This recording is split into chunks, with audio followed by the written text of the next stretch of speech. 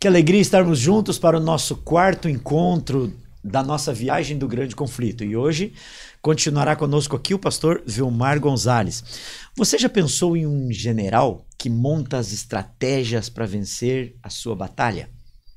Você já pensou como é importante que os soldados sigam a estratégia do general?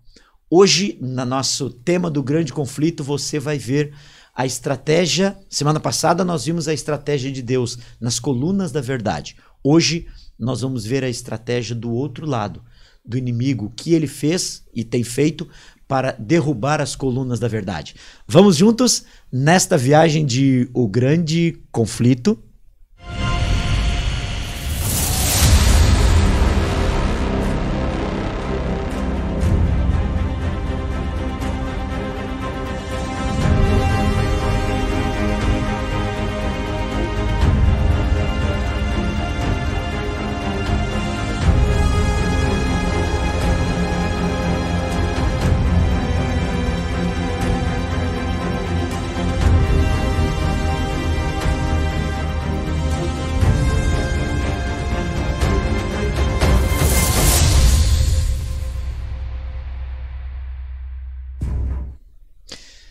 Bem, estamos de volta então. Só relembrando você, o nosso manual tem as formas que você pode consegui-lo, não é? Ou procurando uma unidade da escola adventista, das igrejas adventistas, ou um amigo adventista, você pode conseguir este manual do grande conflito. E sempre relembrando, inscreva-se no nosso canal, dá um like aí pra gente, para que esse material possa, para que o YouTube possa ver que temos bastante visualizações, esse tema é interessante e muitas outras pessoas possam entender também um pouco mais e situar-se de como nós estamos nesse mundo de hoje no grande conflito. Pastor Vilmar Gonzalez, agora já é da casa, né? Já está com a gente aqui. Pastor, tem um general que tem as suas estratégias, né, contra a estratégia de Deus. E esse general nós sabemos que é Lúcifer. Ele quer também ter os seus. Quais são as estratégias dele? O que nós vimos no nosso manual, no tema de hoje que os nossos amigos estão estudando? Nós precisamos ler, para introduzir o assunto, Apocalipse 12, versos 1 a 4. Viu-se grande sinal no céu, a saber, uma mulher vestida do sol, com a lua debaixo dos pés, e uma coroa de 12 estrelas na cabeça. Uma pequena explicação aqui. A Bíblia usa o símbolo de uma mulher pura para representar a igreja verdadeira. Deixa eu só falar uma coisinha. Há 2 temas atrás, no segundo tema, nós tivemos uma planilha que está no estudo sobre os símbolos e nós já foi explicado algumas questões de como funciona a simbologia de Daniel e de Apocalipse. Mas o senhor pode explicar aí o que significa? Não, mas eles já sabem que Daniel e Apocalipse funcionam desta forma. Tudo bem. Então, no simbolismo apocalíptico e bíblico, uma mulher pura representa a igreja verdadeira. E aqui diz que esta mulher, verso 12, achava-se grávida, grita com as dores de parto e sofrendo tormentos para dar à luz. Se refere à igreja, sem entrar em maiores detalhes, se refere à igreja que estava esperando o nascimento de Jesus, com muita ansiedade para resolver o problema do pecado e do povo de Deus. Em contrapartida, verso 3, viu-se também outro grande sinal no céu, e eis um dragão grande, vermelho, com 7 cabeças, 10 chifres, e nas cabeças 7 diademas. A sua cauda arrasta a terça parte das estrelas do céu, as quais lançou para a terra, e o dragão se deteve em frente à mulher que estava para dar à luz, a fim de lhe devorar o filho quando nascesse. Que dragão é esse? Que queria destruir a mulher. Os versos 7 a 9 do mesmo capítulo explicam. Houve peleja no céu. Miguel e os seus anjos pelejaram contra o dragão. Também pelejaram o dragão e seus anjos. Nós temos agora aqui 2 exércitos em contenda. Vamos um pouquinho mais passo a passo. Volta lá no começo e eu vou perguntar para o senhor ali algumas coisas. Pode ler para nós de novo. Viu-se também outro sinal no céu, um grande dragão vermelho, e a cauda arrasta a terça parte das estrelas do céu. Quem é dragão? É isso que eu vou te explicar agora. Ok, Houve peleja no céu, Miguel e os seus anjos um partido, pelejaram contra o dragão e também pelejaram o dragão e seus anjos. Quem é Miguel? Miguel é o próprio Jesus Cristo. Isso a Bíblia afirma em outras passagens. E quem é o dragão? Vamos descobrir aqui, versos 8 e 9. Todavia, o dragão e os seus anjos não prevaleceram, nem mais achou no céu o lugar deles, e foi expulso o grande dragão, a antiga serpente, que se chama Diabo e Satanás, o sedutor de todo mundo.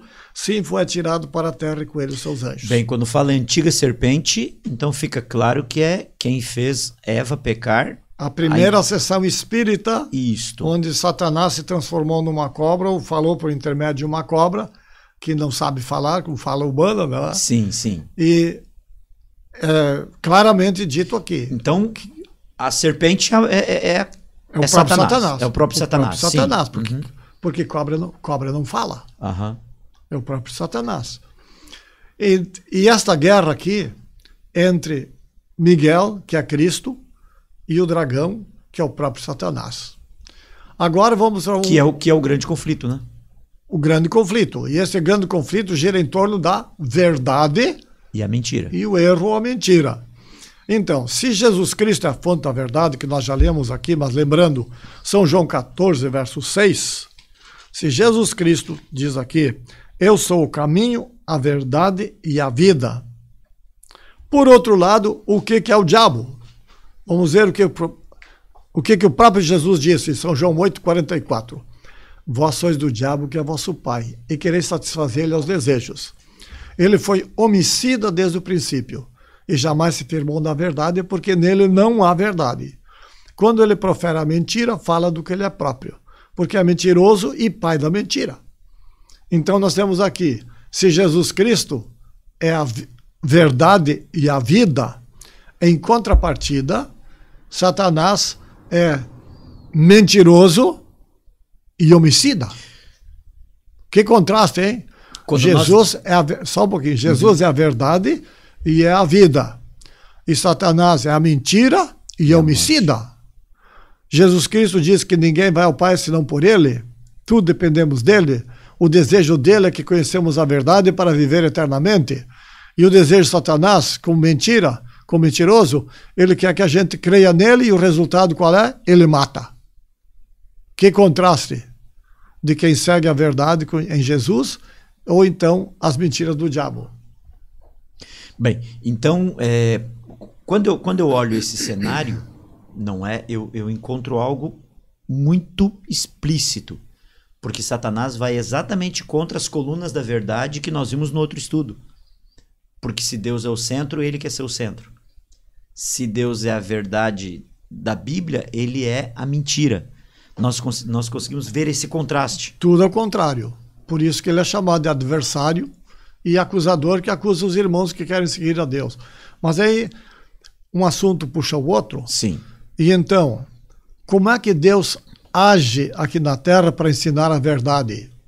Como é que a gente conhece a verdade? Sim. Felizmente, a própria Bíblia, o apóstolo Pedro, ele menciona que homens santos de Deus falaram inspirados pelo Espírito Santo para nos ensinar a verdade. Satanás, ele não aparece diretamente para as pessoas ensinando as mentiras, mas ele também tem seus meios. Se Deus tem os seus meios, que são os santos profetas e os apóstolos, Satanás tem também os seus representantes. E quais são? Então vamos ver agora. Essa era a pergunta, mas eu não estava querendo fazer. Vamos ver agora. Vamos ler Daniel capítulo 8, verso 12. Sim. Inicialmente. Daniel 8, verso 12.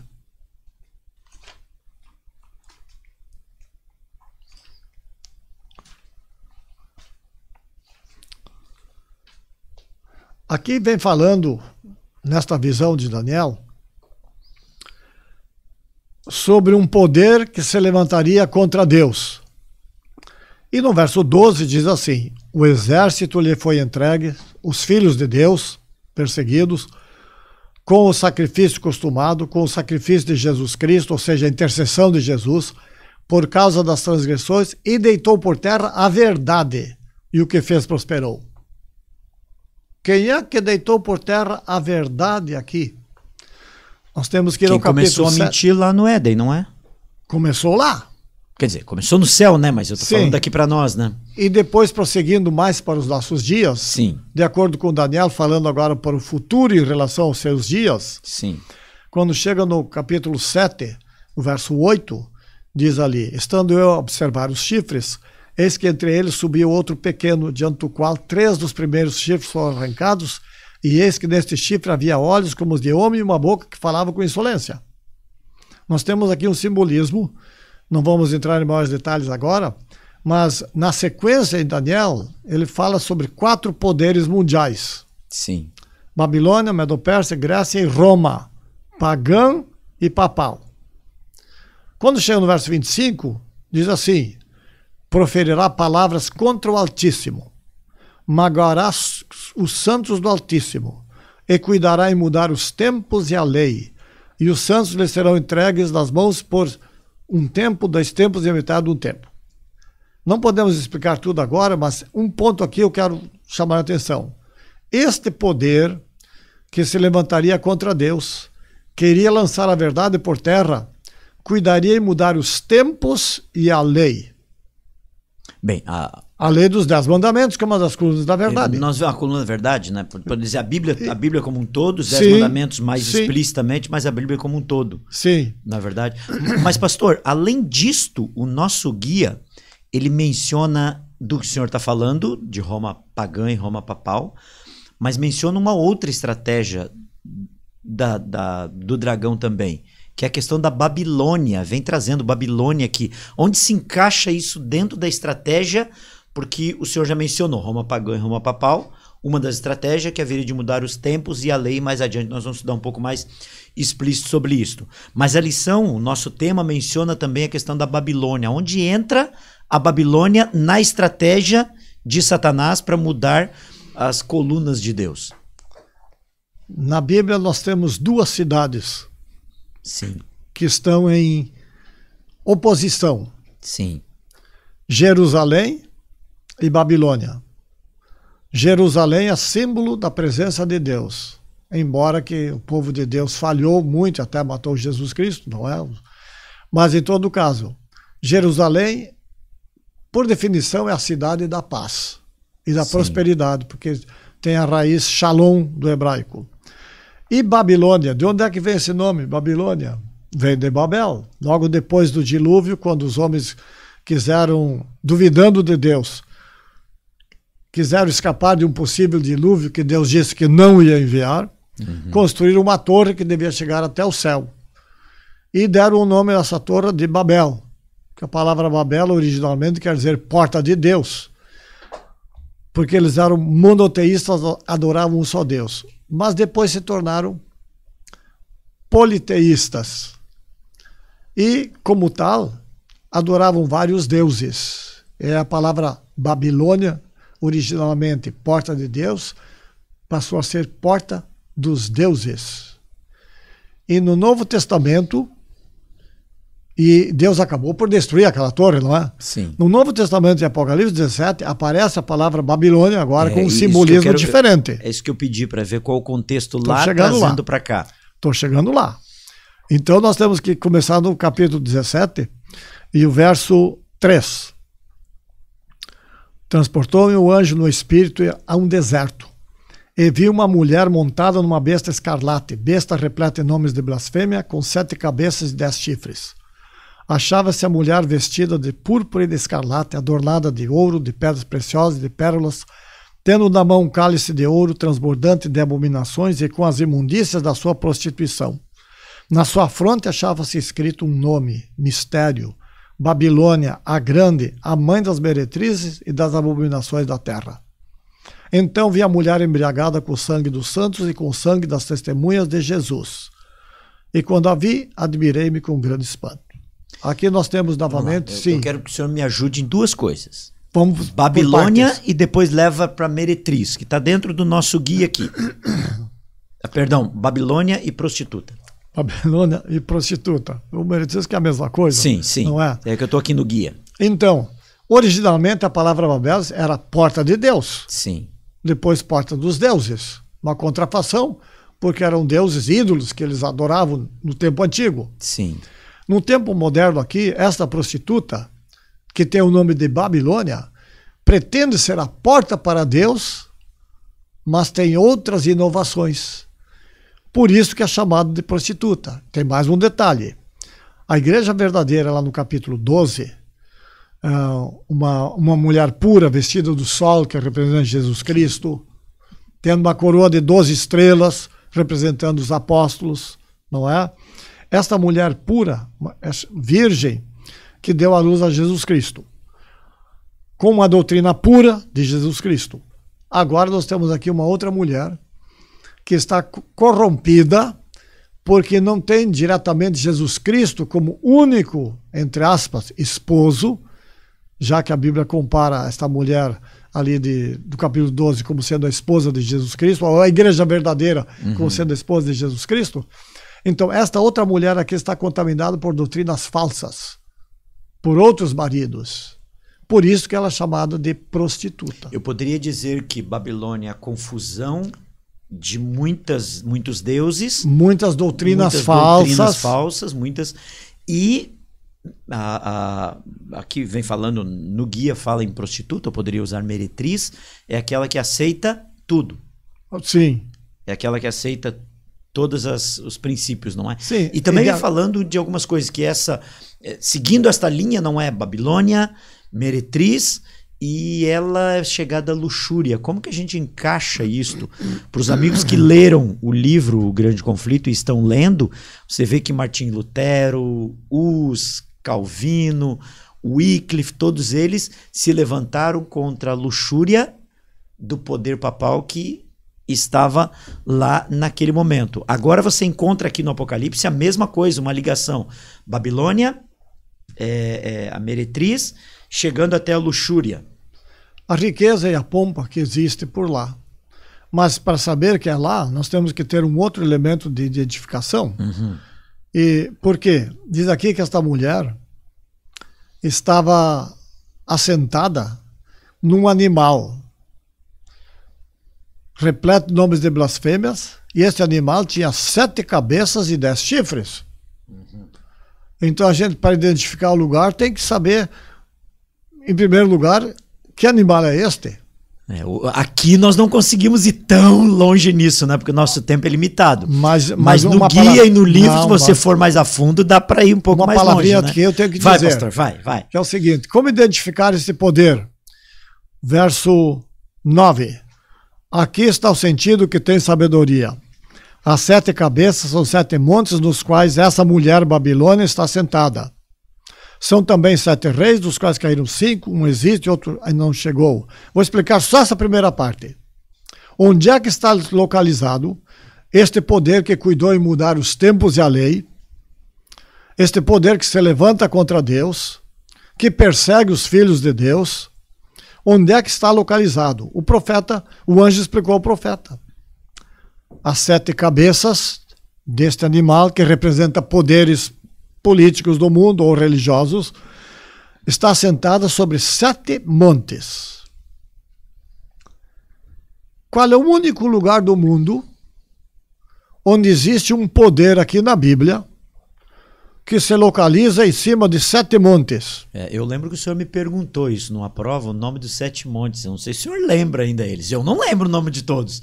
Não mas eu lembro de uma pergunta na prova disto. Então, para localizar, a Bíblia explica aqui. Este poder, esta Babilônia, esta falsidade, por conseguinte, porque ia pôr por terra a verdade, está sentado sobre 7 montes. Roma é a única cidade do mundo que se localiza e desde tempos antigos é conhecida como a cidade dos 7 montes ou a cidade dos 7 colinas, que são Aventino, Palatino, Viminal, Quirinal, Janículo, Seole e Esquilino. Vamos encerrar. Eu lembro que na prova eu não lembrava o nome de todos. 25 anos depois, pelo menos, ele lembra ainda. Então, meus amigos, este poder é um poder que se levanta contra Deus e que finalmente vai ser destruído por Deus. Qual é a nossa parte? Ficar a favor das 5 verdades, porque não só este poder, mas por extensão, pastor Leonir, a gente precisa compreender, se os 5 pilares da verdade são Deus Pai, Deus Filho, Deus Espírito Santo, a palavra de Deus e os 10 mandamentos, veja, nós vivemos em um mundo materialista e ateu, que não aceita a Deus, e também evolucionista. Não se aceita Jesus como o único Salvador, em um mundo onde se adora outros vários deuses, inclusive até veneração dos apóstolos de Nosso Senhor. O Espírito Santo, quase ninguém escuta a sua voz suave, nos inspirando para fazer o bem, o que nós chamamos de consciência. Quase não existe mais hoje. No tocante à Bíblia, o papel aceita tudo. E no tocante aos 10 mandamentos, isso foi abolido por Jesus. São todas mentiras contra a verdade que nós estudamos na lição anterior. Exatamente o que nós vimos hoje, a estratégia. E o resultado Satanás, final. Quem acredita nas verdades é libertado das mentiras. E o que Jesus disse? Ele é o caminho, a verdade e a vida. E quem acredita nas mentiras, qual é a recompensa? Satanás mata. Quando nós vamos a Apocalipse 18, 23, nós vemos que essa estratégia de Satanás seduziu todas as nações, não é? Isso. A gente pensa assim, todas as nações, quando nós levamos para o grande conflito, nós levamos as nações, vemos a Europa, vemos tudo que nós encontramos por extensão, lá, o mundo por todo. extensão, o mundo todo. Pastor, só me deixa eu terminar com esse verso Sim. aqui. Apocalipse 18, verso 2. Sim. Então exclamou com potente voz: Caiu, caiu a grande Babilônia e se tornou morada de demônios, covil de toda espécie de espírito imundo e esconderijo de todo o gênero de ave imunda e detestável. O livro Grande Conflito, que está sendo distribuído, explica maiores detalhes sobre este ponto aqui, da queda de Babilônia, ou seja, falácia dos ensinos errados que existem no mundo hoje. E então, para os amigos que estão estudando o livro e nos ouvindo neste momento, quero deixar aqui o apelo de Deus, que está no verso 4 de Apocalipse 18. Retirar outra voz, ouvi vinda do céu dizendo: retirai-vos dela, povo meu, para não serdes cúmplices dos seus pecados e para não participar dos seus flagelos. Esse é o convite de Deus para você, que porventura quer seguir toda a verdade. Saia do erro, saia da mentira e siga a verdade da palavra de Deus para não incorrer nas 7 pragas do Apocalipse. Porque Deus é um Deus de amor e misericórdia e Ele quer salvar a todos e quer salvar você também. Amigos, eu gostaria de conversar com você um pouquinho. Sabe o livro Grande Conflito? Ele conta boa parte do que os cristãos passaram para firmar a verdade contra um poder religioso e político romano. Muitas igrejas saíram daquele movimento, que foi o movimento da reforma, o movimento protestantismo. O que Satanás fez? Ele pegou esse movimento do protestantismo, criou uma grande Babilônia e hoje nós temos uma grande confusão que acaba nos misturando tudo na nossa mente e nós não sabemos exatamente por onde ir. Mas como nós estudamos na semana passada, existem as colunas da verdade. Aqui, no nosso estudo, no guia e na nossa programação aqui dos Amigos de Fé e no nosso tema Grande Conflito, você vai continuar estudando a verdade. Não a verdade de pastor, não a verdade de placa de igreja, nem de padre, de pessoas, não.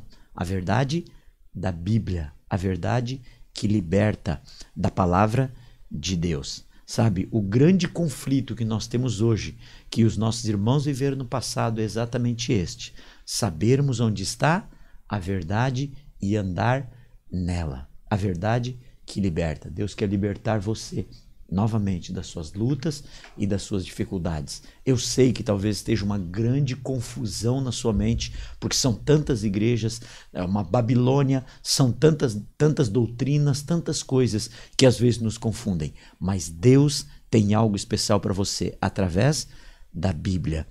Faça isso. Busque a Bíblia e Deus tem grandes coisas na sua vida. Pastor Vilmar, suas últimas palavras para os nossos amigos e depois pode orar para encerrar o nosso... Meu sincero desejo é que cada um de nós, cada um de vós, cada um de vocês, examine a palavra de Deus, porque ali é a fonte da verdade. Ali a gente encontra Jesus, que é o nosso Salvador, que morreu por nós, a única maneira de a gente viver eternamente, pois Jesus disse que Ele é o caminho, a verdade e a vida. Então, meu apelo é que cada um examine a palavra de Deus para encontrar essa verdade. E o centro dessa verdade é Jesus. E assim obter a vida eterna quando Jesus voltar, o que acontecerá muito em breve. Amém. Vamos orar. Sim.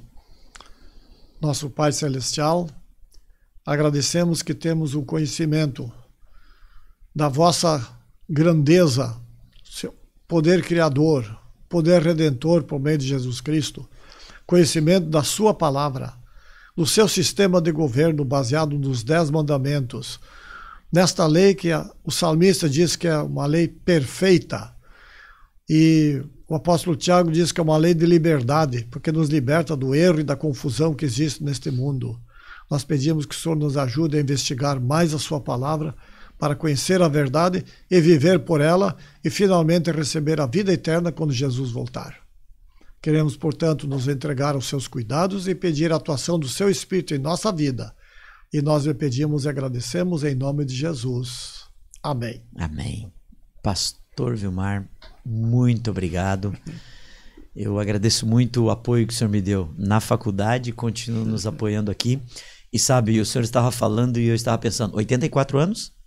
84? 80. 80 anos, e com essa lucidez, nossa, Deus seja louvado. Muito obrigado. Amigos, que Deus continue abençoando você, e não esqueça, dá um like aí, inscreva-se no nosso canal para que muitas pessoas possam ouvir esta mensagem, a mensagem do grande conflito, não é, que vivemos no mundo de hoje.